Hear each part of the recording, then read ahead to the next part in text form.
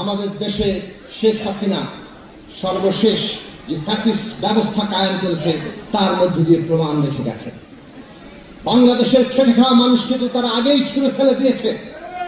এমনকি যারা ধনিক শ্রেণীর দল, যারা এই দেশের ক্ষমতার অন্যতম অংশ, তাদেরকেও পর্যন্ত তারা রাজনৈতিক ব্যবস্থার বাইরে ছুঁড়ে ফেলে দিয়েছে। গুম, খুন, হত্যাকাণ্ড, সমস্ত রাষ্ট্র ক্ষমতা ব্যবহার করে লুটপাট, এই সব কিছুই হয়ে উঠেছিল তাদের হাতিয়ার, এই সব কিছু হয়ে উঠেছিল তাদের লক্ষ্য। এইরকম গণতন্ত্রেই পর্যবসিত হয়, এইভাবে গণতন্ত্রের নাম নিয়ে ফাঁসিবাদ কায়েম হয় যদি সেই গণতন্ত্র মেহনতি খেটে খাওয়া মানুষের স্বার্থ রক্ষা করতে না পারে। কাজেই আজকে আমরা নির্বাচনী গণতন্ত্রের কথা বলছি, কিন্তু এই নির্বাচনী গণতন্ত্র যদি খেটে খাওয়া মানুষের অধিকার রক্ষার গণতন্ত্রে পরিণত হতে না পারে তাহলে এই গণতন্ত্র টেকে না। সে কারণে আমরা রাজনৈতিক ব্যবস্থার পরিবর্তনের পাশাপাশি দেশের অর্থনীতি, দেশের সামাজিক ব্যবস্থা, দেশের সাংস্কৃতিক ব্যবস্থা সবকিছু পরিবর্তনের জন্য লড়াই করেছি। হ্যাঁ, আমরা শুরু করেছি রাজনৈতিক ব্যবস্থা পরিবর্তনের জন্য, কারণ এই দেশে ৭২ সালে লক্ষ শহীদ ৭১ সালে রক্ত দিয়ে যে রাষ্ট্র প্রত্যয়ন করেছেন, সেই রাষ্ট্র লক্ষ শহীদের যে আকাঙ্ক্ষা, সাম্য, মানবিক মর্যাদা, সামাজিক ন্যায় বিচার প্রতিষ্ঠা, সেই আকাঙ্ক্ষা অনুযায়ী গড়ে উঠল। ৭২ সালে এই রাষ্ট্র পত্তনকালে যে সংবিধান তৈরি করা হয়েছিল তাতে এমন ক্ষমতা কাঠামো তৈরি হয়েছে যে ক্ষমতা কাঠামো শাসকদের স্বৈরতন্ত্রী হতে সাহায্য করে, সমস্ত রাষ্ট্র শক্তিকে নিজের পকেটে ঢুকিয়ে ফেলতে সাহায্য করে, যা ইচ্ছা তাই করা, মানুষকে ধরে এনে গুম করে ফেলা, নিজের শাসন টিকিয়ে রাখার জন্য।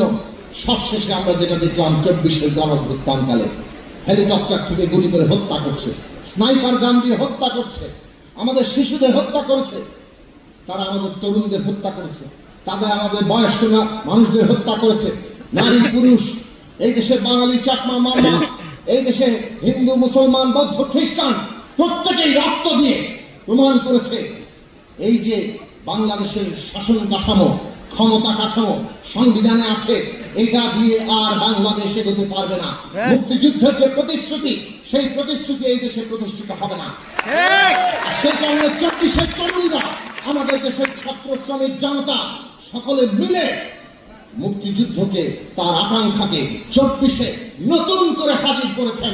এই বাংলাদেশ হবে বৈষম্যহীন বাংলাদেশ। কাজেই আমাদেরকে ওই ধারাবাহিকতা রক্ষা করতে হবে। আমরা পরিষ্কার করে বলেছি, রাজনৈতিক ব্যবস্থাকে যেভাবে সমস্ত লুটপাট আর হত্যাযজ্ঞের হাতিয়ারে পরিণত করা হয়েছে তাকে বদলাতে হবে, এবং সেটা বদলাতে হলে পুরো ক্ষমতা কাঠামোর খোলমলচে বদল না করে আমরা এক পা হয়ে যেতে পারবো না। ৯০-এর গণঅভ্যুত্থান আমাদের শিক্ষা দিয়েছে। আমাদের রাজনৈতিক জীবনে শুরু হয়েছিল ৯০-এর গণঅভ্যুত্থানের মধ্য দিয়ে। আমরা দেখেছি এত মানুষের উত্থান একটা স্বৈরাচারী সরকারকে পতন ঘটিয়েছে, কিন্তু বিদ্যমান ক্ষমতা কাঠামোর কোন বদলের লক্ষ্য কিংবা কর্মসূচি ওই অভ্যুত্থান দাঁড় করাতে পারেনি। তার ফলে নির্বাচন হয়েছে, কিন্তু স্বৈরতন্ত্রের বদল ঘটেনি, বরং স্বৈরাচার ধীরে ধীরে আরো জেগে বসেছে। এমনকি মানুষের ন্যূনতম ভোটের যে অধিকার, নাগরিকের প্রাথমিক অধিকার, সেই অধিকারটাও কেড়ে নেওয়া হয়েছে। তার মানে হচ্ছে প্রজাতন্ত্র মানে হচ্ছে জনগণের হাতে ক্ষমতা, সেই প্রজাতন্ত্রটাকে ধ্বংস করে দেওয়া হয়েছে। আজকে সে কারণে আমরা বলেছি রাজনীতিতে পরিবর্তন আনতে হবে, এবং এই পরিবর্তন সম্ভব। আমরা পরিবর্তন চাই, কিন্তু